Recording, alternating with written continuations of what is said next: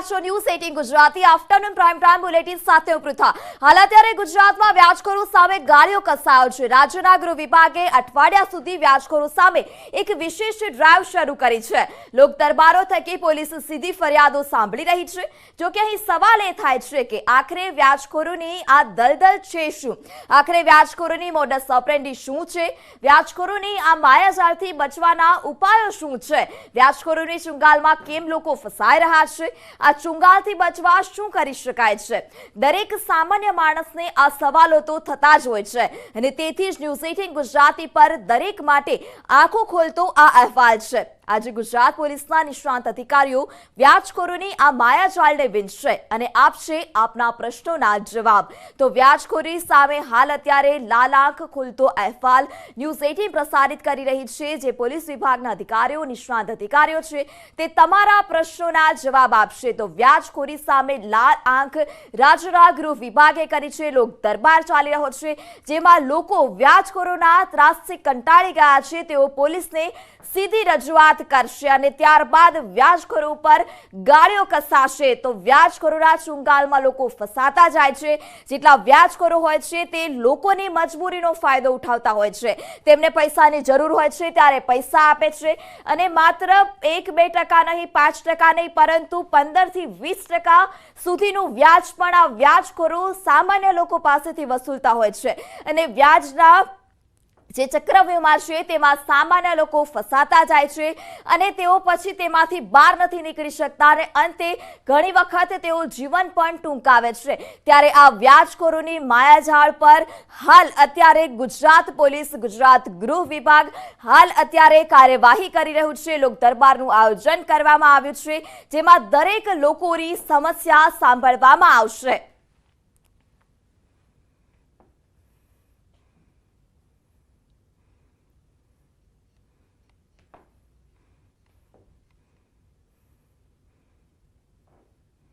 તો આ વ્યાજખોરોના ચુંગાલમાંથી કઈ રીતે ફસાઈ શકાય, શું મોડસ ઓપરેન્ડી હોય છે આવા લોકોની, આ સમગ્ર મામલે વાત કરવા માટે ઝોન 7 ના ડીસીપી ભગીરથસિંહ અમારી સાથે જોડાઈ ચૂક્યા છે। જી સર, ન્યૂઝ 18 માં આપનું સ્વાગત છે। તો સર, વ્યાજખોરોની જે ચક્રવ્યૂહ છે તેમાં લોકો ધીરે ધીરે ફસાઈ રહ્યા છે, તેમાંથી લોકો બહાર નથી આવી રહ્યા, તો આ લોકોની મોડસ ઓપરેન્ડી શું હોય છે?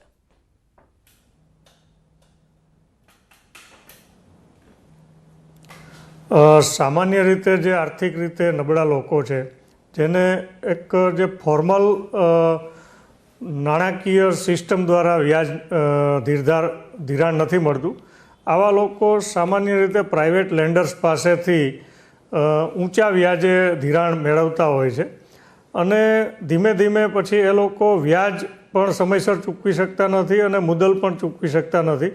આવા લોકોને જે વ્યાજખોરો છે એ એમની મિલકતો પણ પડાવી લેતા હોય છે અને લોકો ક્યારેક ક્યારેક એની અંદર છે એ પોતાનો ધંધો પણ બંધ કરી અને બરબાદ થઈ જતા હોય છે અને ક્યારેક ક્યારેક આત્મહત્યા કરવા સુધીના સ્ટેજે આ લોકો જતા હોય છે।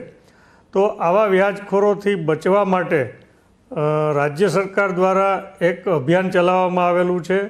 ગઈકાલે માનનીય ગૃહ રાજ્યમંત્રી હર્ષ સંઘવી સાહેબ દ્વારા એક વિડીયો કોન્ફરન્સ દ્વારા રાજ્યના તમામ પોલીસ અધિકારીશ્રીઓને સંબોધિત કરવામાં આવેલા છે, જેમાં માનનીય ડીજીપી સાહેબ પણ ઉપસ્થિત હતા, અમદાવાદ પોલીસ કમિશનર સાહેબ અને તમામ ડીસીપી પણ આની અંદર હાજર હતા।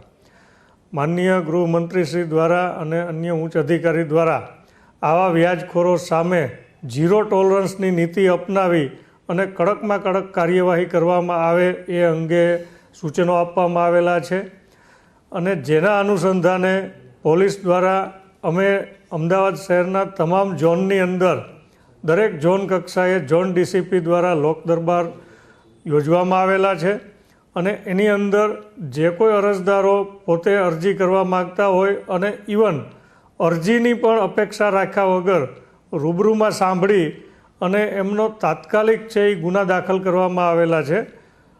ઝોન 7 વિસ્તારની વાત કરીએ તો અમે વેજલપુર પોલીસ સ્ટેશન ખાતે 7 તારીખે એક લોક દરબારનું આયોજન કરેલું હતું, જેમાં લગભગ 14 જેટલા અરજદારો હાજર રહેલા હતા, જેમાંથી અમે ગઈકાલ સુધીમાં 2 ગુનાઓ દાખલ કરેલા છે અને આની અંદર વ્યાજખોરો પાસેથી આજે જ એક વ્યાજખોરે જે લેણદાર પાસેથી એક એમની હોન્ડા સિટી કાર લઈ લીધેલી હતી, જે પણ આજે વ્યાજખોર પાસેથી પરત મેળવી અને જે તે વ્યક્તિને છે એ પરત અપાવેલી છે.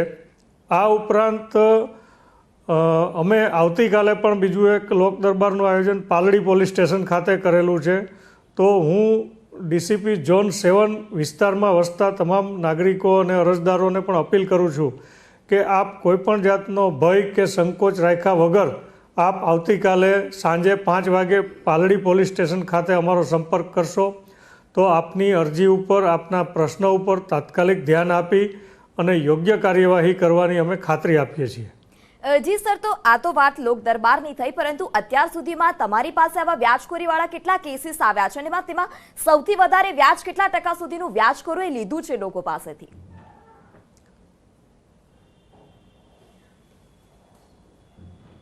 આમ જોવા જઈએ તો અમે આ ઝુંબેશ સિવાય પણ 2022ની અંદર પણ અમારા ઝોનની અંદર 4 ગુનાઓ છે એ વ્યાજખોર સામે દાખલ કરેલા હતા. અને ચાલુ વર્ષે જોવા જઈએ તો આ જાન્યુઆરી મહિનામાં એટલે કે પ્રથમ માસની અંદર જ અમે 2 ગુના દાખલ કરેલા છે. વ્યાજની જો વાત કરીએ તો જે સરકાર દ્વારા નિયત થયેલું જે વ્યાજ છે, જેમ કે અનસિક્યોર્ડ લોન હોય તો એની અંદર અને સિક્યોર્ડ લોનની અંદર અલગ વ્યાજની ટકાવારી છે એ સરકાર દ્વારા નિયત કરેલી છે. પરંતુ વ્યાજખોરો આના કરતાં અનેક ગણું વ્યાજ, ક્યારેક એવું ધ્યાનમાં આવેલું છે કે 10% સુધીનું વ્યાજ પણ વ્યાજખોરો દ્વારા છે એ જરૂરિયાત મુજબ વસૂલ કરવામાં આવતું હોય છે. અને જો સમયસર વ્યાજની ચૂકવણી ન કરવામાં આવે તો 2 દિવસ પછી વ્યાજની ટકાવારી છે ડબલ પણ લેવામાં આવતી, આવા પણ બનાવો છે એ અમારા ધ્યાનમાં આવેલા છે. જેથી આ તમામ બાબતો ધ્યાનમાં લઈ અને વ્યાજખોરો સામે છે યોગ્ય કલમ મુજબ ગુના દાખલ કરવામાં આવેલા છે, જેમાં આઈપીસીની સેક્શન 384 અને 385નો પણ આની અંદર છે એ અમે દાખલ કરેલી છે. જી સર, તો હાલ અત્યારે જે ભોગ બનનાર છે રતનસિંહભાઈ, તે પણ અમારી સાથે જોડાઈ ચૂક્યા છે. તો હાલ અત્યારે જે રીતે રતનસિંહભાઈ તમે જે રીતે વાત કરી રહ્યા હતા અને તમે ભોગ બન્યા છો, તો કઈ રીતે વ્યાજખોરે તમારી પાસેથી વધારે નાણાં વસૂલ્યા છે? આ ક્યારનો બનાવ છે?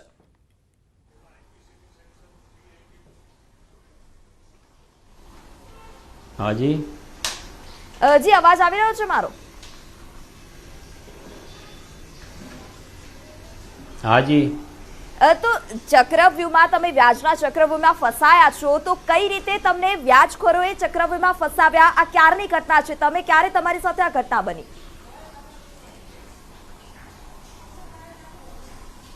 મારી પાસે 2013 થી. જી, તો કેટલા નાણાં તમે લીધા હતા અને કેટલું વ્યાજ વ્યાજખોરોને ચૂકવ્યું હતું? મેં 5 લાખ રૂપિયા લીધા હતા, મૂડી આપી દીધી છે, 5 લાખ રૂપિયા વ્યાજ આપી દીધું છે ને હજી 3 લાખ રૂપિયા વ્યાજ માગે છે. તો શા કારણે હજી તમારી પાસેથી 3 લાખ વ્યાજ માંગે છે? આ અંગે તમે કોઈ ફરિયાદ કરી છે ખરી? હા, એની પાછે મને કે હજી તમારે વ્યાજ દેવાનું બાકી છે કે. પણ તમે તો વ્યાજ ચૂકવી દીધું ને, જેટલા 5 લાખ વ્યાજે લીધા, મૂડી આપી, વ્યાજ આપી, તો હવે શા માટે માંગી રહ્યા છે? આ અંગે કોઈ ફરિયાદ કરી તમે? હા. તો એનું નિરાકરણ આવ્યું છે? ના, નહીં કરી. તો હજી સુધી 2013 નથી, મેં ફરિયાદ નથી કરી. ફરિયાદ મેં હજી તો કાલે જ દાખલ કરી. તો આ 2013 થી વ્યાજખોરો તમને સતત હેરાન કરી રહ્યા છે, તો તમે ફરિયાદ કેમ આટલી લેટ કરી છે? કેમ કે 2013 અત્યારે 2022 ચાલી રહ્યું છે, ઘણો લાંબો સમય. તેઓ તમને ધમકાવતા હતા ફરિયાદ ન કરવા માટે? ઘરેથી નીકળી ભાગી જ ગયો તો વ્યાજખોરના. જી, હા. એટલે વ્યાજખોરો તમને ધમકાવતા કે હતા? તમે ફરિયાદ કરશો ને? હા, વ્યાજખોરો ધમકાવતા હતા. ઓકે, એટલે તમે તમારા પરિવાર સાથે ઘર છોડી અને ગયા હતા કે તમે એકલા ગયા હતા? હું એકલો જ વયો ગયો હતો. તો તમારા પરિવારને કોઈ હેરાનગતિ કરવામાં આવતી હતી વ્યાજખોરો પાસેથી? મારા બાબાને હેરાન કરતા. જી, તો અમારી સાથે હાલ અત્યારે ડીસીપી ભગીરથસિંહ પણ જોડાયેલા છે. જી સર, અમદાવાદની આવી કેટલી ઘટનાઓ છે કે લોકોને વ્યાજખોરોના ત્રાસથી ઘર છોડીને ભાગી જવું પડે છે?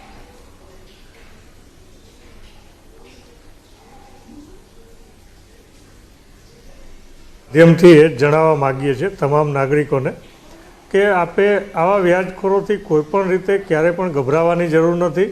આપને મદદ કરવા માટે પોલીસ તંત્ર તૈયાર છે. આપ આપના સંબંધિત પોલીસ સ્ટેશનનો અથવા આપના જે વિસ્તારના એસીપી ડીસીપી કક્ષાના અધિકારીનો આપ સંપર્ક કરશો. ચોક્કસ અમે એકદમ સંવેદનશીલ રીતે આ પ્રકારના જે ભોગ બનનાર છે એમની ફરિયાદ સાંભળી અને તાત્કાલિક ગુના દાખલ કરી અને આવા વ્યાજખોરો સામે આકરા પગલાં ભરવા માટે અમે પોલીસ વિભાગ અમદાવાદ શહેર પોલીસ છે એ તૈયાર છે. તો કોઈપણ જાતના ભય કે ડર કે સંકોચ રાખ્યા વગર આપ સંબંધિત પોલીસ સ્ટેશનનો સંપર્ક કરશો તો ચોક્કસ આપને આ પ્રકારની ધમકીઓ છે એ પણ મળતી બંધ થઈ જશે અને વ્યાજખોર સામે પણ કાયદેસરના પગલાં ભરવામાં આવશે. જી સર, તો ચોક્કસપણે વ્યાજખોરો સામે જે તંત્ર દ્વારા હાલ અત્યારે અને પોલીસ દ્વારા સરાહનીય કામગીરી કરવામાં આવે છે અને તમામ વ્યાજખોરો આ ત્રાસ આપતા અટકે તે પણ હાલ જરૂરી છે. તો અન્ય ભોગ બનનાર રમેશભાઈ પણ અમારી સાથે જોડાયેલા છે. જી રમેશભાઈ, તમે કોની પાસેથી વ્યાજે રૂપિયા લીધા હતા અને કેટલા ટકા વ્યાજ ચૂકવ્યું હતું? મેં બેન મારા બાબલાને 2 લાખ રૂપિયા આપ્યા હતા. એના બદલામાં 30% લેખે મેં 7,08,000 રૂપિયા ચૂકવી દીધેલા છે. પણ તે છતાં હજી આ લોકો મેં 3 ફરિયાદ કરેલી છે બેન. એક 2013/7/2020 કરેલી છે, એક 13/8/2020 કરેલી છે અને જે આ છોકરો છે વ્યાજે આપવા વાળો વ્યક્તિ છે ને એ પોલીસ વાળાનો જ છોકરો છે બેન. એના કારણે પોલીસે મારું બધી ઢીલી નીતિ રાખી અને મારે આજે મારા ઉપર હુમલો કરેલો. મારો હાથ ને પગ બે, હું હેન્ડીકેપ છું, મારો હાથ ને પગ બે ભાગી નાખેલા છે. મારી પાસે ટોટલ મેં પુરાવા પોલીસમાં બી આપેલા છે. મને એને વિસ્તૃત ગાળો બોલી હતી એનું રેકોર્ડિંગ મેં પોલીસમાં આપ્યું હતું. મને મારવામાં આવ્યો, મને હાથ પગ ભાગી નાખ્યા, મારી પાછળ પડ્યા હતા એનું બી રેકોર્ડ મેં પોલીસને સીસીટીવી ફૂટેજ સુધી મોકલાવી છે બેન. જી, તો તમે પોલીસે સીસીટીવી પણ આપ્યા છે, અનેક વખત રજૂઆત પણ કરી છે, પરંતુ શું તમે નામ જણાવી શકો છો કે કોની પાસેથી તમે વ્યાજે લીધા હતા? મેં વ્યાજે લીધા હતા એનું નામ છે પ્રશાંત દિનેશભાઈ રબારી અને એનો બાપો છે પીએસઓમાં નોકરી કરે છે. એના બલહોદા ઉપર બસ ગુંડાગીરીના પેલું કર્યું હતું બેન. જી રમેશભાઈ, તો તમે તેની પાસેથી કેટલા રૂપિયા વ્યાજે લીધા હતા? મેં 2 લાખ રૂપિયા લીધા હતા બેન. મારા દીકરાએ લીધા હતા 2 લાખ રૂપિયા. એને એમને મોડા લગભગ 8-10 મહિને જાણ થઈ હતી ત્યારે તો એને 7,08,000 રૂપિયા તો એને આજુબાજુ મારા સગા સંબંધીમાંથી લાવીને ભરી નાખ્યા છે. પણ તે છતાં આ લોકો પઠાણી ઉઘરાણી કરી અને મારા તો હાલ અત્યારે ડીસીપી ભગીરથસિંહ પણ અમારી સાથે જોડાયેલા છે. જી સર, તો કઈ રીતે ડીસીપી પણ અમારી સાથે જોડાયેલા છે. જી સર, કઈ રીતે ચુંગાલમાંથી લોકો બચી શકે છે તેના માટે શું કહી શકાય?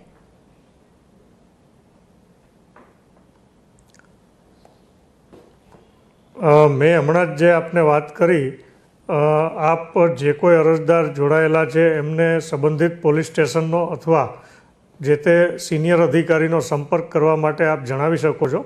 એમની ફરિયાદ છે એ ખૂબ જ ગંભીર પ્રકારની છે કે જ્યારે આ પ્રકારનો વ્યાજખોર છે એ કોઈ પણ પોલીસ પરિવાર સાથે જોડાયેલો હશે તો અમે એ બાબતમાં વિશેષ કાળજી લઈ અને એના વિરુદ્ધમાં તો ચોક્કસ ગુનો દાખલ કરવામાં આવશે. એની પણ અમે ખાતરી આપીએ છીએ કે આની અંદર કોઈ પણ પ્રકારની ઢીલી નીતિ છે એ રાખવામાં નહીં આવે અને ચાહે વ્યાજખોર કોઈ પણ હોય એને છોડવામાં નહીં આવે. ચાહે પોલીસ પરિવાર સાથે જોડાયેલો હોય કે ઇવન પોલીસ વિભાગના અંદર નોકરી પણ કરતા હોય તો પણ એને બિલકુલ એની વિરુદ્ધમાં કાયદેસર છે એ કાર્યવાહી કરવામાં આવશે. જેથી જે ભાઈ અરજદાર જે આપની સાથે જોડાયેલા છે એમને પણ આપ જાણ કરી શકો કે આપ સંબંધિત પોલીસ સ્ટેશનનો આપ સંપર્ક કરો તો ચોક્કસ આપની અરજી ઉપરથી ગુનો દાખલ કરી અને કાયદેસર કાર્યવાહી કરવામાં આવશે. જી સર, તો હાલ લોકોને પણ શું વધારે ધ્યાન રાખવાની જરૂર છે કે લોકો પણ આ ચુંગાલમાં ન ફસાય?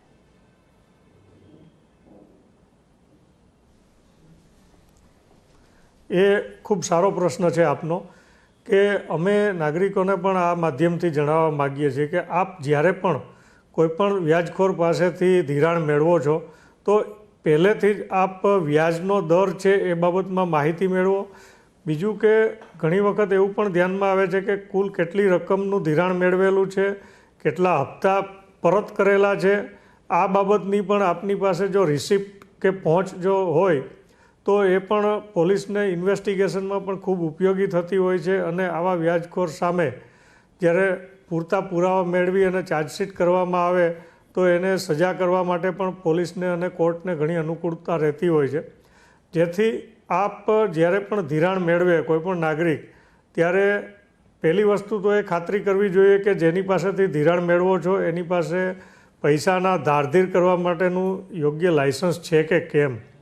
બીજું કે નક્કી કરેલા દર કરતાં ક્યારે પણ વધુ વ્યાજ ચૂકવવા માટે ક્યારે પણ સંમતિ આપવી જોઈએ નહીં. અને જ્યારે આપ ઇન્સ્ટોલમેન્ટમાં પૈસા પરત આપતા હો તો એની યોગ્ય રિસિપ્ટ મેળવવી જોઈએ, કે જેથી જો આપની પાસેથી વધુ વ્યાજ લેવામાં આવતું હોય તો પણ પોલીસને આ પુરાવા છે ખૂબ ઉપયોગી થતા હોય છે. અને બીજું કે જ્યારે આપ કોઈપણ વસ્તુ સામે કે સોના સામે કે આપની પ્રોપર્ટી સામે ધિરાણ લેતા હો તો એની અંદર પણ આપ છે એ વધુમાં વધુ છે એ ગીરો ખત કરી શકો. આપની મિલકત છે એ આપને ક્યારે પણ વેચાણ દસ્તાવેજ કે વેચાણ ખત કરી અને ક્યારે પૈસા મેળવવા જોઈએ નહીં. નહીંતર અધરવાઇઝ આ જે વ્યાજખોરો છે એ આપની મજબૂરીનો લાભ મેળવી અને ગમે તેવા દસ્તાવેજ ઉપર સહી મેળવી લે તો એ પાછળથી મિલકત પરત મેળવવા માટે આપને ખૂબ જ કોર્ટ કચેરીના ધક્કા પણ ખાવા પડતા હોય છે. જી સર, હાલ અત્યારે રાજકોટથી મનુભાઈ કોલર પણ આપણી સાથે જોડાયેલા છે. ત્યારે અમુક આવી નાની નાની બાબતોનો જો ખ્યાલ. જી સર, આપને અટકાવવા માંગીશ. હાલ અત્યારે રાજકોટથી કોલર મનુભાઈ આપણી સાથે જોડાયેલા છે, તેમની પણ સમસ્યા સાંભળીએ. જી મનુભાઈ, હાલ અત્યારે શું આપની સમસ્યા છે?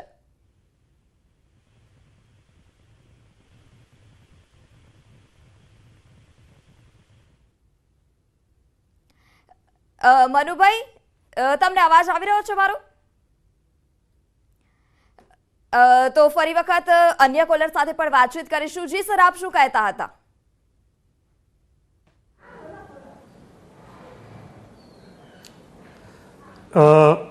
જ્યારે કોઈ પણ વ્યક્તિ ધિરાણ મેળવતા હોય છે ત્યારે ઘણી વખત મજબૂરી એવી હોય છે, કોઈને કોઈ આકસ્મિક ખર્ચ માટે નાણાંની જરૂર પડતી હોય છે. તો આવા સંજોગોનો લાભ લઈ અને વ્યાજખોરો છે એમની પાસેથી પોતાની ગમે તેવી મિલકતો છે એ લખાવી લેતા હોય છે. વ્યાજના દર બાબતમાં પણ ચોક્કસ સુનિશ્ચિત શરતો હોતી નથી. અને આવા લોકો જ્યારે ઇન્સ્ટોલમેન્ટ પરત કરતા હોય છે ત્યારે પણ એની યોગ્ય પહોંચ આપતા હોતા નથી. જેથી લેણદાર વ્યક્તિ છે એ અમુક સમયના અંતે પોતાનો જ્યારે હિસાબ કરે કે મેં તો જે મુદ્દલ લીધેલી છે એના કરતાં વધુ રકમ પરત કરી દીધેલી છે, એમ છતાં આવા વ્યાજખોર છે હજી પોતાનું દેણું બાકી છે એમ કહી અને લોકોને ધમકાવતા હોય છે, એમની સાથે મારપીટ પણ કરતા હોય છે અને ક્યારેક ક્યારેક એમની કોઈ કિંમતી જામીનગીરી પણ એની પાસેથી લખાવી લેતા હોય છે. તો આવા લોકોની મજબૂરીનો લાભ ન લે અને લેણદાર પણ જ્યારે. જી સર, અન્ય કોલર પણ ગાંધીનગર કલોલથી અમારી સાથે જોડાયેલા છે. જી, આપની શું સમસ્યા છે?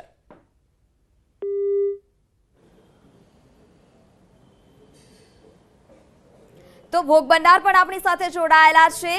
તો જી, હાલ રજેશભાઈ, હું તમને પૂછવા માંગીશ કે તમે તમામ પુરાવાઓ આપ્યા હતા, તો તમે ક્યારે પુરાવા આપ્યા હતા અને તમારી સાથે આ ઘટના ક્યારે બની હતી? મારે બેન 13/7/2020 મારા ઉપર હુમલો થયો ને, એના પછી મેં પોલીસ ફરિયાદ કરી. એના પહેલા એક ફરિયાદ કરી હતી, એમાં પોલીસે એમ કીધું કે હવે કોઈ ચિંતા કરવા જરૂર નહીં, તમે હું મારી સાસરી રહેવા જતો રહ્યો. પણ એ પોલીસે એમ કીધું કે ભાઈ તમે હવે ચિંતા ના કરો, તમારે ઘરે રહો. બરાબર. તો હું પાછો મારા પરિવાર સાથે ઘરે આવતો રહ્યો અને એના ત્રીજા અને ચોથા દિવસે જ બેન આવો બનાવ બન્યો.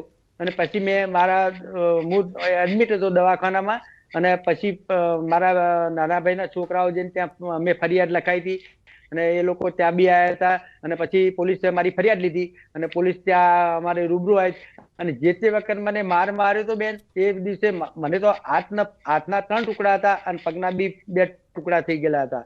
અને મેં પોલીસને બી આજીજી કરી કે સાહેબ આ પોલીસનો છોકરો છે તો તમે એને ઝડપી એને ગિરફ્તાર કરો. પણ બેન એને 1 મહિના સુધી પોલીસે એને ગિરફ્તાર નતો કર્યો અને એને જે એના સાથે જે હતા એમને મેં ખુદ જઈને ગિરફ્તાર કરાયા હતા બેન. અને એ મેન આરોપી તો 1 મહિના પછી ગિરફ્તાર કર્યો. ત્યાં સુધી હું ભયભીત ને મારો આખો પરિવાર ભયભીત 1 મહિના સુધી અમે ઘરમાં પુરાયેલા રહેતા. જી રમેશભાઈ, તો હાલ અત્યારે ભગીરથસિંહ અમારી સાથે જોડાયેલા છે, ડીસીપી. જી સર, અનેક વખત આવી ઘટનાઓ બનતી હોય છે કે લોકોને ઘર છોડીને જવું પડે છે, તેમને વ્યાજખોરોનો સામનો કરવો પડે છે. ત્યાં હાલ અત્યારે જે રીતે ભોગ બનનાર જણાવતા હતા કે તેઓ ઘર છોડીને ગયા, તેઓને પરત આવવાનું કહ્યું, ત્યારબાદ તેમને માર મારવામાં આવ્યો હતો. તો આવા જે વ્યાજખોરો છે તેમના ઉપર કઈ રીતની કાર્યવાહી થવી જોઈએ?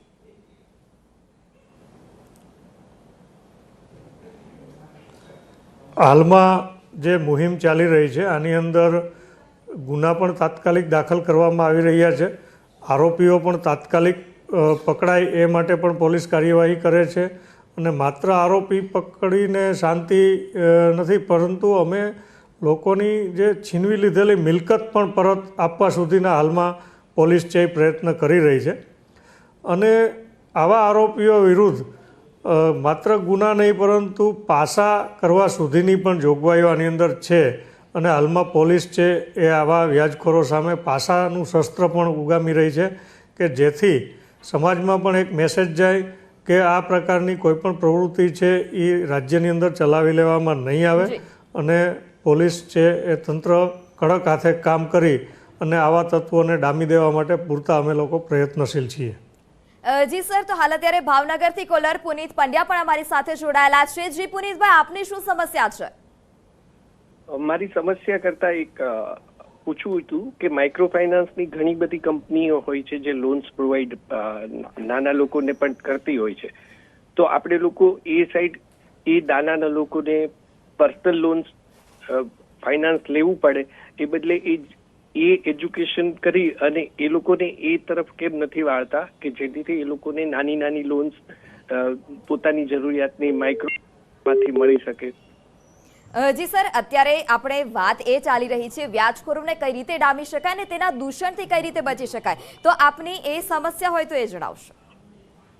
હા, એટલે આપણે માઇક્રો ફાઇનાન્સ પાસેથી ફાઇનાન્સ કેમ નથી લેતા અને વ્યાજખોરો પાસેથી આપણે લોકો કેમ ફાઇનાન્સ લઈએ છીએ, એ મારી આપ સજેશન પણ કહી શકો અને મારો સુઝાવ પણ કહી શકો અથવા આપ એ ડિસ્કસ પણ કરી શકો.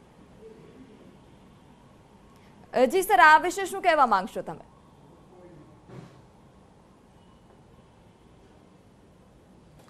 નહીં, એમનો પ્રશ્ન ખૂબ સારો છે કે આપણે સામાન્ય રીતે આવા ઇન્ફોર્મલ વ્યાજખોર પાસેથી પૈસા લેવા કરતાં કોઈ પણ ફોર્મલી આ રીતની નક્કી થયેલી કે ફોર્મલી જે ડિફાઇન કરેલી સંસ્થા છે એ ઓર્ગેનાઇઝ સેક્ટરમાંથી જો વ્યાજ કે લેણું લેવામાં આવે તો એમાં આ પ્રકારનું શોષણ થવાની શક્યતાઓ ખૂબ ઓછી હોય છે. માઇક્રો ફાઇનાન્સની જે એમણે વાત કરી તો એવી ઘણી બધી ઓર્ગેનાઇઝ સંસ્થાઓ ચાલતી હોય છે, કંપનીઓ ચાલતી હોય છે. ઘણા બધા એવા સખી મંડળો પણ ગુજરાત સરકાર દ્વારા પણ બનાવવામાં આવેલા છે કે જેની અંદર બહેનો છે એ પોતે ગ્રુપની અંદર જોડાય અને આ પ્રકારની જે વ્યવસ્થા છે એમાંથી પોતે ખૂબ ઓછા વ્યાજ દરે એની અંદરથી ફાઇનાન્સ મેળવી શકતા હોય છે. ખાસ કરીને ગ્રામ્ય વિસ્તારમાં વાત કરીએ તો આવી ઘણી બધી પ્રવૃત્તિ સાથે જોડાયેલા બહેનો હોય છે કે જે સાથે મળી અને સખી મંડળની અંદર અમુક ચોક્કસ રકમની બચત કરી અને પોતાની નાની નાની જરૂરિયાતો માટે છે એ ફાઇનાન્સ મેળવી શકતા હોય છે. તો જે સજેશન છે ખૂબ સારું છે અને દરેક ગ્રામ્ય વિસ્તારમાં અને શહેરી વિસ્તારમાં આવી નાની નાની કોઓપરેટિવ સોસાયટીઓ પણ બનાવી શકાય અને અથવા હયાત સોસાયટીની અંદર સભ્ય બનીને પણ જો ફાઇનાન્સ મેળવવામાં આવે તો એની અંદર આ પ્રકારનું શોષણ થવાની સંભાવના ખૂબ ઘટી જતી હોય છે. ખાસ કરીને જરૂરિયાત છે આ બાબતની જાગૃતિ કેળવવાની. અને અમે પણ જ્યારે આ લોક દરબારનું આયોજન કરીએ છીએ ત્યારે સહકાર વિભાગના પણ અધિકારીઓને સાથે રાખી અને લોકોને આ બાબતનું જે છે એ ફાઇનાન્શિયલ એજ્યુકેશન આપવાનો પણ અમે પ્રયત્ન આની અંદર કરીએ છીએ. જી સર, તો ચોક્કસપણે અલગ અલગ પ્રયત્નોથી વ્યાજખોરોને કઈ રીતે ડામી શકાય તેને લઈ સતત પ્રયત્ન ચાલી રહ્યા છે. તો ભોગ બનનાર રતનસિંહભાઈ પણ અમારી સાથે જોડાયેલા છે. જી રતનસિંહભાઈ, વ્યાજખોરો દ્વારા તમને કયા પ્રકારની ધમકીઓ આપવામાં આવતી હતી? તમે જે રીતે કહ્યું કે તમે ઘર છોડીને પણ ગયા હતા.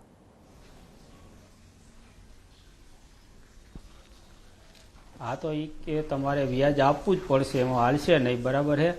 અને મારી દુકાન છે તો દુકાનેથી માલ ભરી જાય છે.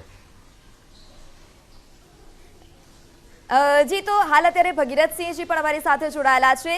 જી સર, લોકો કઈ રીતે આ દૂષણથી દૂર રહે તેના માટે અવેરનેસ લાવવાની પણ જરૂર છે. લોકોને શું કહેશો? લોકો કઈ રીતે સજાગ થશે?